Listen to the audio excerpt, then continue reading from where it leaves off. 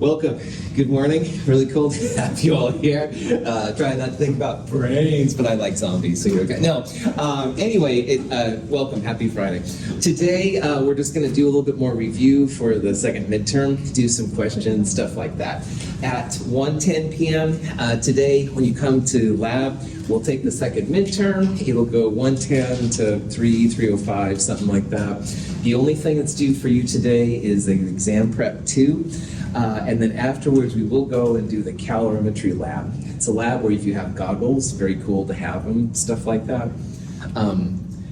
Yeah, let's see. Yeah, so that's basically it. You've seen all this stuff. Bring your note sheet along. You'll staple that to the back. Next week, nothing is due. We will have lecture on Monday, but that's literally it. So that'll be kind of nice after the craziness of this week. Any questions? This kind of... All right. So this question is where we left off. This is a question about concentration. And concentration in my world is almost always moles per liter. In Chem 221, it is always moles per liter. Big M, moles over liters. So in this question, it's saying, what's the concentration, what's the molarity of sodium carbonate? So what that's asking for is it's moles of sodium carbonate over liters of sodium carbonate. So see if you can figure out which of these answers would be correct. You'll turn grams into moles. Here's the molar mass. You'll turn milliliters into liters. Moles over liters. Good to go.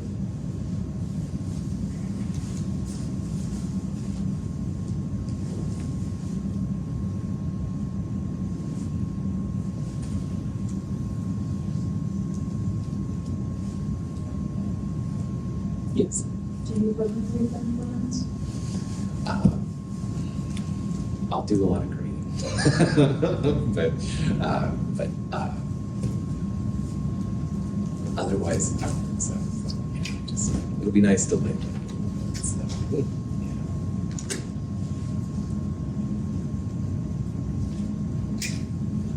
Can you give us back the rough drafts? Yes. Normally you would have gotten them back on Friday last week, but of course we have Veterans Day. So today you're going to get a whole bunch of stuff back from me, and that is one of the things that's going to be there. So.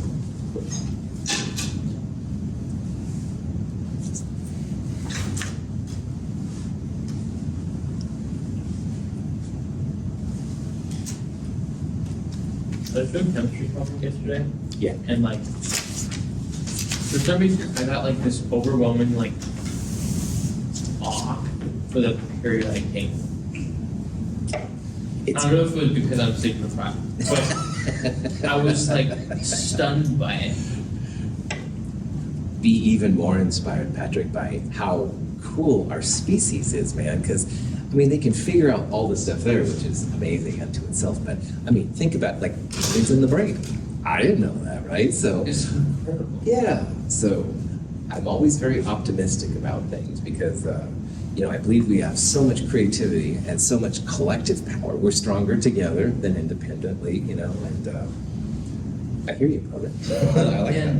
And another thing is like, I love the thought that we're really bad at one thing. We're really bad at knowing the solutions we'll come up to with today's problems. Well, I just wanted to add to that because I think it's funny that we have 12 readily available milk substitutes. correct. We don't have a cure for cancer.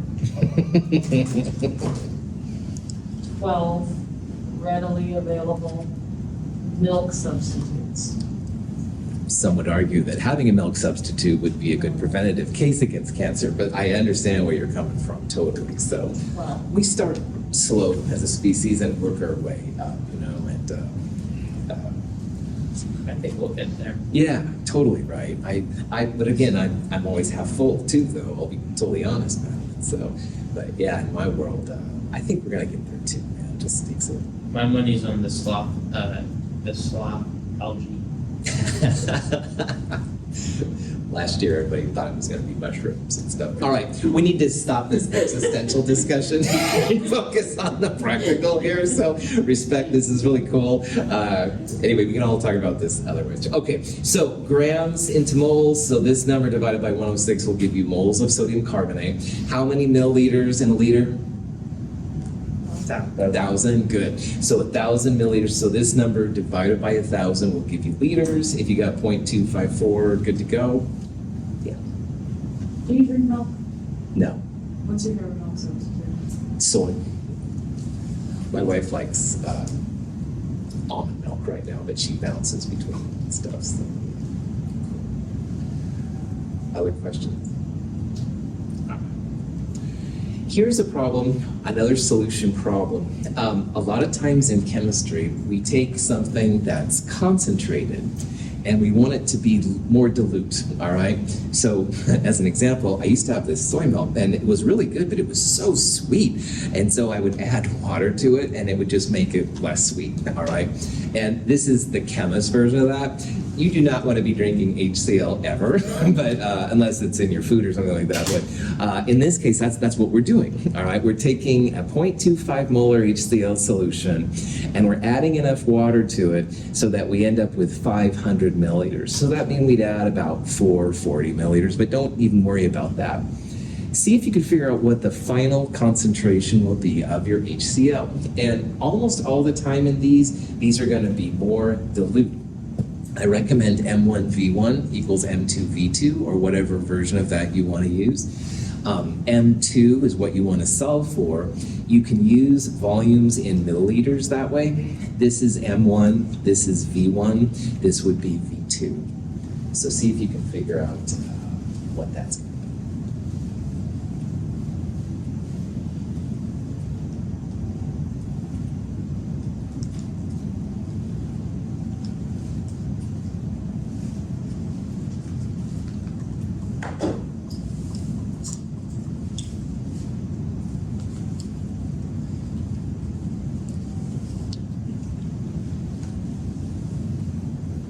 Yeah, John. When it says water is added to the mark, does that mean water is added until it reaches 500 milliliters? That's right. Okay. That's right.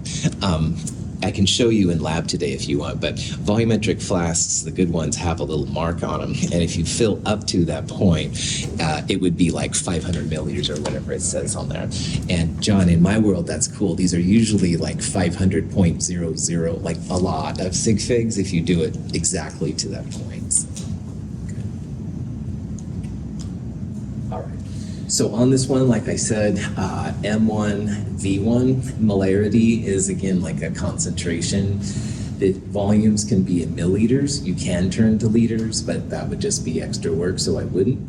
The final concentration should be less than the concentration you started with. And you can see that 0.030 is less than that number. So adding the water made the soy milk less sweet, or in this case, the hydrochloric acid less powerful. I like M1V1, VM equals M2V2 because, again, the volumes you can keep in milliliters if you want. It's really just the moles that you started with equal the moles that you ended with, but using this version, just use milliliters and good to go. Any questions on that? Is that cool? All right. Now, pH is pretty important for chemists. Acids and bases give a lot of energy to reactions. Instead of having, say, solutions of 0.030 molar nitric acid, you can express this as a pH.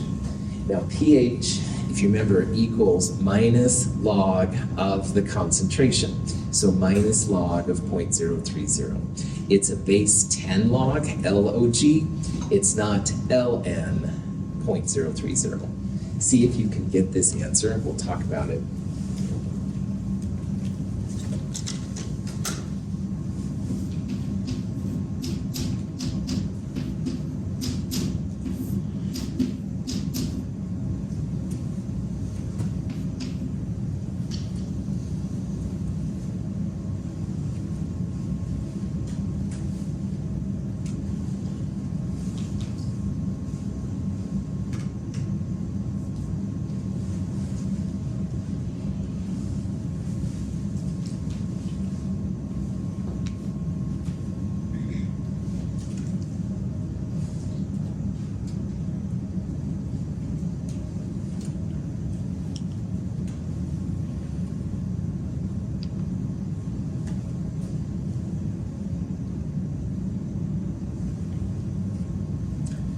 if your calculator doesn't have an LOG button on it, there is another way you can get around it. Like usually with the TIs, if you go through the list of math commands, it'll be in there somewhere.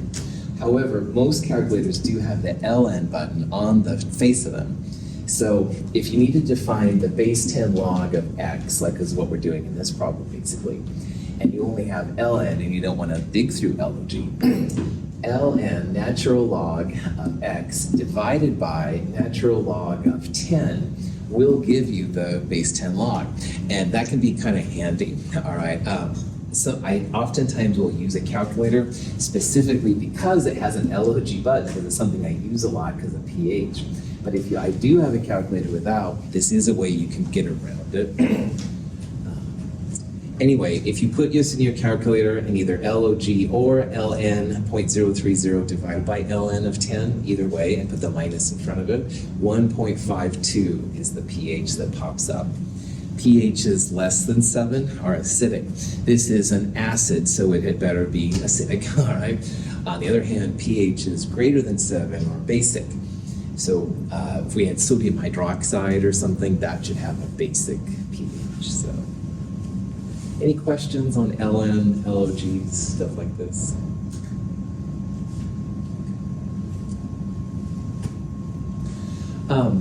This involves now the molarity stuff as well as the stoichiometric ratios of things. And the question is here, we've got sodium carbonate reacting with nitric acid and it makes a bunch of stuff. All right, it's a gas warming reaction. Who really cares though? Because what we're trying to find is how many grams of sodium carbonate we need to react with 25 milliliters of 0.155 molar HNO3.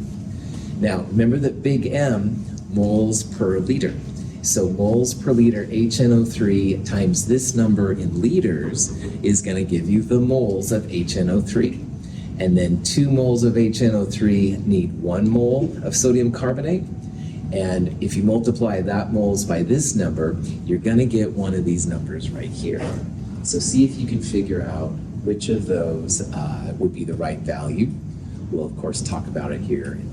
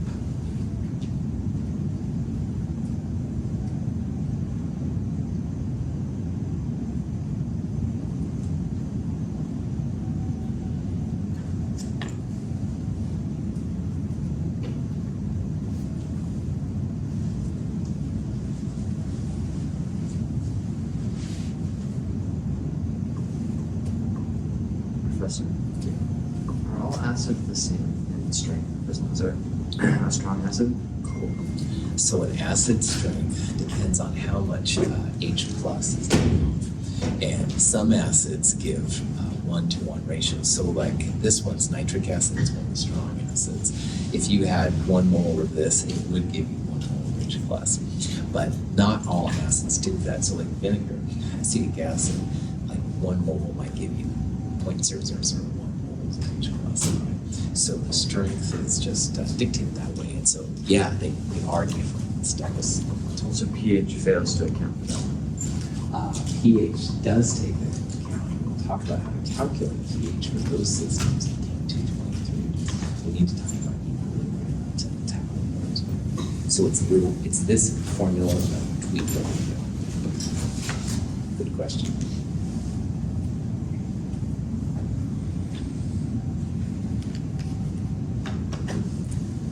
All right, so on this kind of problem, the crux of it is that you need 2 moles of nitric acid for every 1 mole of sodium carbonate. We're trying to find out how many grams of sodium carbonate we need. So grams to moles using molar mass, this number right here. But you can see here we have a volume and a molarity. So the first thing I would do on this problem is turn the milliliters into liters, 1,000 milliliters per liter, multiply it by moles per liter, and that'll give you moles of nitric acid. Then 2 nitric acids per 1 sodium carbonate. So I believe you divide by 2 to get moles of sodium carbonate. And then finally, you can multiply by the molar mass of sodium carbonate. So down here, if you look, that's what I did. I turned 25 milliliters into liters, 0.0250 liters. And again, big M, moles per liter. So the liters cancel out, and you've got moles of the nitric acid. And then from the balanced reaction, 2 nitric acids are needed for every 1 sodium carbonate. And then finally, there's 106 grams of sodium carbonate per mole. So it comes out to be 0.205 grams. Any questions on that? In chapter 4, part 1, I talked about grams to moles to grams. You can also go volume to moles to volume using molarity. And in this case, we went volume to moles to grams. So there's all these different kind of perturbations in chemistry you can do, but as long as you understand, it all revolves around that crazy balanced reaction. Good to go. All right, shifting gears. We're going to do a lab today on heat transfer calorimetry, and this is kind of a problem we could think about. In this problem, we've got a piece of copper, and we're heating it for 2 seconds, and in that 2 seconds, 100 joules of energy are transferred. Now, your temperature of the copper went from 20 to 71.9, and the question is, what's the specific heat of copper, specific heat capacity? What equation do we want to use in this problem? Q equals MCAT. Nice job. The MCAT equation, or MC delta T, is totally what you want. You want to solve for C. So see if you can figure out how this all comes together and figure out what the C of the MCAT is in this problem. Good.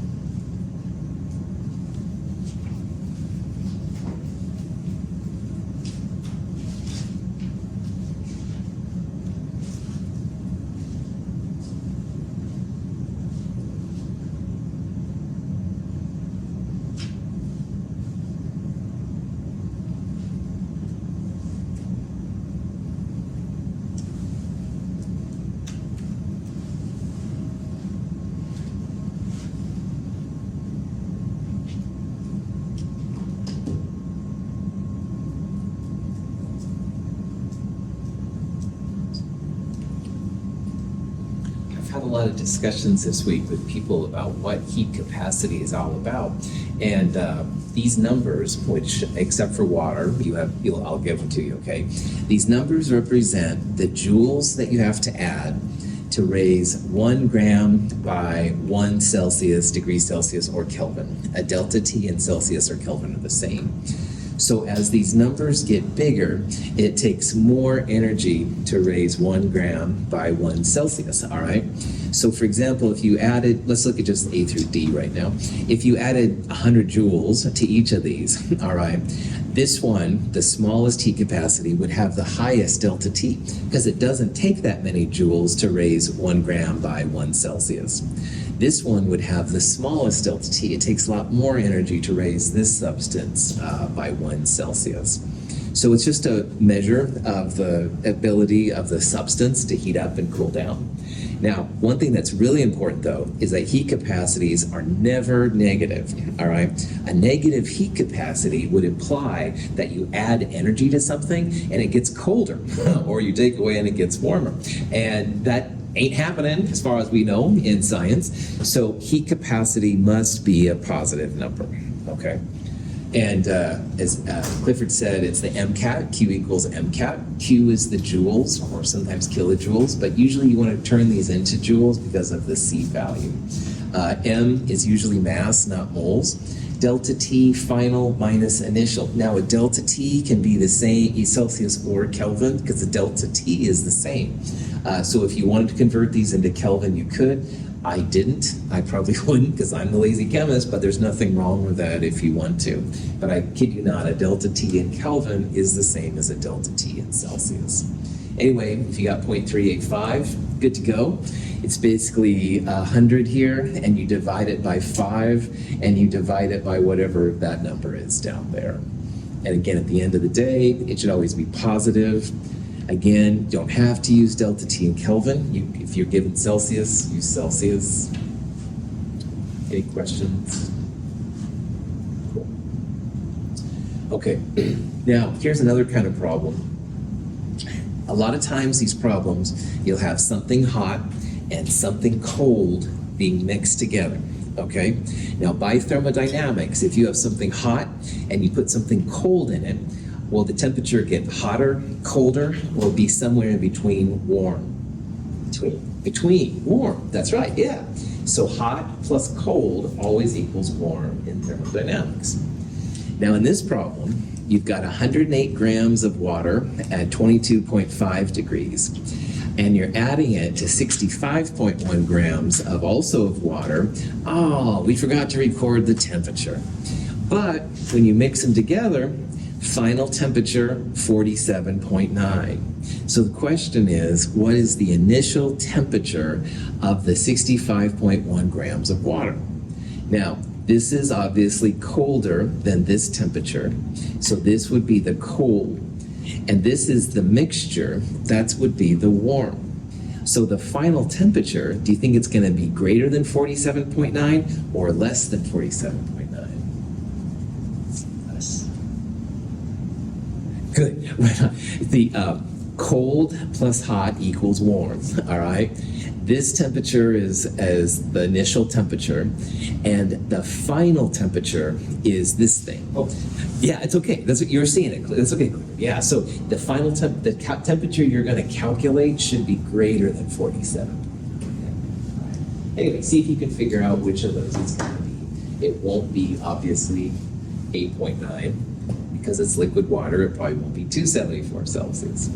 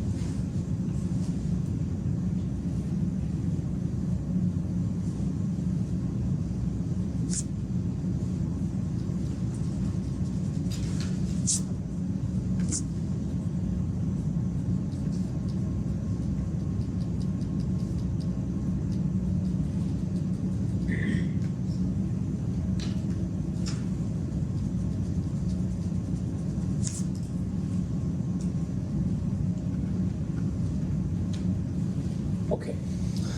First law of thermodynamics is really what dictates like chemistry, physics, engineering, basically life itself. But anyway, it just says the energy can't be created or destroyed.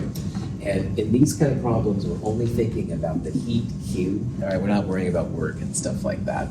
And because the overall energy has to be zero, you can say that the hot plus cold Qs equals zero.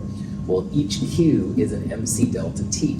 So you see what I did here, I put one on the other side and it doesn't matter. So I said Q cold equals minus Q hot, and you can put the negative over there, it's no big deal. But Q cold is MC delta T for the cold part, and then minus Q hot would be minus MC delta T for the hot part. And then we're basically trying to solve for this part right here. You know what, I think I flipped the hot and the cold now, I just realized that, so sorry about that. This is hot, this is cold. Sorry about that, my instructor bad. So this is MC delta T for the cold, and this is MC delta T for the hot. Sorry about that, I should have flipped that around. Anyway, the TF is the same on both sides, 47.9. And here's the mass heat capacity. If you want to make your life a little easier, you can divide both sides by 4.184 and get rid of that because it's the same substance. But at the end of the day, this part right here is going to be a negative number. And I'm going to divide it either by both of these or just one, depending on how you do it. So it's going to be a negative number. I'll just write a negative number equals 47.9 minus TI. And the goal is to find TI. So in math, you would add TI to both sides. That way these two cancel each other out. And what was a negative number here, you would add that number to both sides. So these will cancel out. So you'll have just TI on the right and 47.9 plus whatever this stuff was on the other side. So it will be a number that's larger than 47.9 like we talked about earlier. If you got 90 degrees, you're good to go. Here's the steps I used, and again, sorry about me mixing up hot and cold there, that was pretty cheesy, but hopefully you see the idea. It helps me a lot to think about what the magnitude of your answer is. So if hot and cold equals warm, and we're given the warm temperature and the cold temperature, then your hot one will be larger than 47. Yeah. So, I don't know why, but I thought it was, like, it was subtracted, like, the Q hot was subtracted. Never mind. No, it's okay. Sometimes in thermodynamic books, they do weird things like that, but I've been trying to push you towards hot plus cold equals 0, okay? And then you can put one on the other side and stuff like that. So hopefully that makes it easier. But if you're seeing other texts and sources, you may see some of that kind of stuff, Patrick. And I'm just the messenger. I'm trying to give you the straightest, cleanest message possible, all right? And I apologize if you saw other stuff. Yeah. On the exam, we do this. Is it okay if we solve by our calculator, like? Absolutely. Yeah, totally. That's right. I love the solve button, man. And yeah, and like I said, you could even pull out the 4.184s and not put that into your solve equation. You bet that's fine. You bet. Cool. Okay, here's a question that's kind of useful if you're dealing with fuels and the energies and stuff like that. We've got a delta H. It's got fancy names, don't worry about that. But what it's saying is a standard molar enthalpy. It's minus 2,044 kilojoules essentially per mole. This is the energy when you burn propane. All right, propane's used in a lot of barbecues and stuff like that. A lot of energy is given off. So the question is, how much energy will we experience if we combust 3 moles of propane? And the punchline of this problem is that you're going to get minus 2,044 kilojoules of energy per anything in that reaction. And we want the propane. So that means that much energy is given off per mole. So see if you can figure out the energy that's going to be given off if you were to burn 3 moles.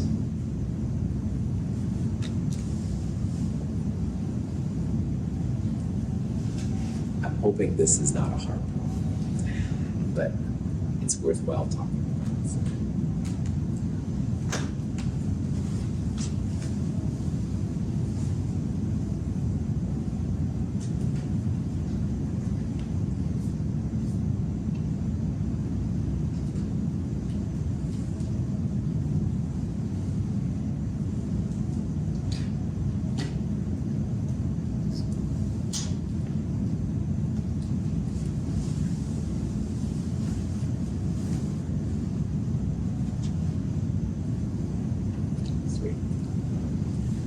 So if burning 1 mole of C3H8 gives you minus 2,044 kilojoules, you can literally write it like a conversion factor, all right? This many kilojoules per mole. So if we're burning 3 moles, you would multiply this by 3 to get the first answer, negative 6,132 kilojoules. If you burn more, you're going to get more energy. If you burn less, you're going to get less energy, all right? And that's the utility of these kind of things. And you could say, well, if we had 14 grams of propane, well, grams to moles times this thing, figure it out. Yeah, it's pretty powerful. And I've been able to help the industrial tech people here about it a couple times with their problems because they've got some kind of fuel they're burning and they want to know how much energy they're going to get out. And I can help them using nothing more than this kind of process. Questions on that? Now, this is an even more powerful kind of information. So that negative 2,044 kilojoules was calculated, all right, and found it out. And this is probably the best way to figure out these kind of things. So let's say we wanted the delta H for this reaction, all right, which is silane essentially being burned to make silicon dioxide and water. Well, this is when we can use delta H products minus delta H reactants. So here's the products, here's the reactants, here's the information that's given. See if you can figure out what the delta H is. It may look like there's not enough information, but there's a hint about oxygen. If you remember what it is, you can do it. If you don't, we'll talk about it here in a little bit.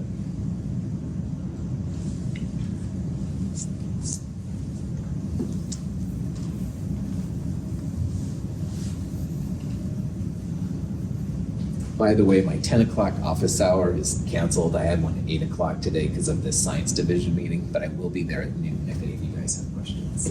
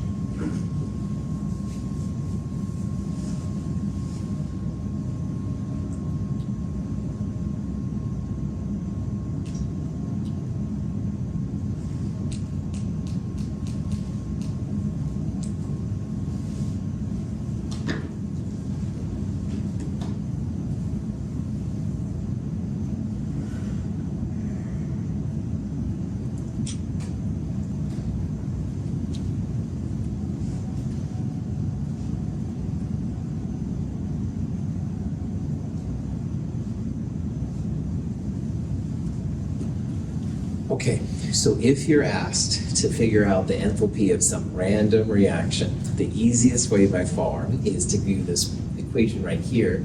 And it looks kind of funky. It's the summation sign. That's what that my crappy sigma is right there. And all that means is you add up all of them. All right. So this says that to find the delta H of the reaction, you're going to add up all of the enthalpies of your products and subtract from it all the enthalpies of your reactants. So for this reaction right here, these are the products. So in my horrible handwriting, I wrote the delta HF of SiO2 plus 2 times the delta HF for water, all right? The 2 is there because each of these delta HFs is per mole, and there's 2 moles that we want. So that's why I'm multiplying that one by 2. So this part right here is the summation of the delta H of the products. I'm going to subtract from it all of the reactants. So I'm going to subtract the silane, the SiH4, and I'm also going to subtract 2 times the delta HF for oxygens. Any questions about that part of setting up these problems? Cool. Now, these are the values that come from that table from problem set 5, and there's a whole bunch of them. And honestly, I'm going to give you the key ones. So if you look at this one, this problem, SiO2 is this number right here. The delta HF of water would be this number. I'll subtract from it the SiH4, but oh, I didn't give you delta HF for oxygen. So it might be tempting to put in answer E. But why do we not need the delta HF of oxygen for this problem? Because it's 0. 0, that's right, 0. Excellent. I saw several of you doing it. Well done. Yeah, all the elements in their standard states are 0. So that's good old oxygen, that would be hydrogen, that would be carbon as graphite, that would be uranium as a solid. I've never done it, but that would be what you do, okay? So this one is just equal to 0. You can just literally cross that out. Now, pay attention to the signs. There's negatives and positives bubbling all over the place. So for example, the SiO2 is negative, the water here is negative, and initially the SiH4 is positive, but you subtract it, all right? So it ends up being a negative term too. So if you got the negative 1428.8, excellent job. Just again, like I said, pay attention. This negative one a lot of times will mess people up, but just watch the math. Use the solve button on your calculator if you want. It doesn't matter. Good to go. Yeah. So is the HF value like kind of the energy stored chemically in each? Yeah, it's the reason, Aiden, why chemicals form at all. All right, like in this case, to get like if you look at the delta HF for H2O, all right, like water is a very negative number, so it forms readily. Lots of energy is given off. Usually, Aiden, things that are negative form a lot easier than things that are positive. There's a lot more sand, silicon dioxide, than there is silane in the world, because silicon dioxide is pretty easy to make. Silane you kind of have to play with a little bit to make it happen. That's going to be something we'll talk about in Chem 223 a lot, but yeah, when they're negative, it's like the payment you get for making the chemicals. On the other hand, we would have to literally pay to make SiH4, and that's why there's not as much of it around. Cool. All right, we have just enough time for one more question. The delta HF values on the last slide, super important. Delta H products minus delta H reactants. But knowing what a delta HF is important, all right? So the question is, we want to find the delta HF, the molar enthalpy of formation is its fancy name. We want to find it for gaseous methanol, all right? And it's not answer E, that's my lame sense of humor. A through D, one of those is going to be the HF, delta HF equation. And see if you can figure out which one it is.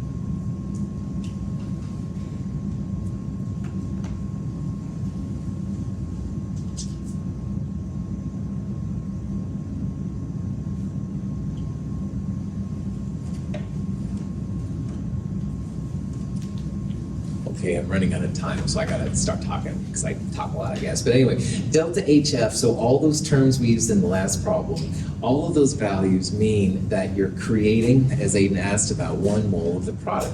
So in a delta HF equation, you must have 1 mole of product and 1 mole only. So we'll see some fractions here, and I hate fractions, but even I have to follow fractions here. Anyway, 1 mole of product, and all of the reactants are going to be elements in their standard states.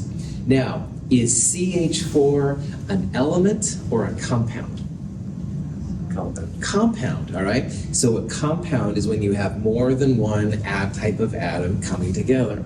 So any of these answers with a reactant, that's a compound. CH4, CO, water, out of here, all right? Those we could use delta H reaction, products minus reactants, but it's not a delta HF. This one right here, if you look at it, 1 mole of product. I hate fractions, but all the reactants are elements in their standard state. So this would be graphite.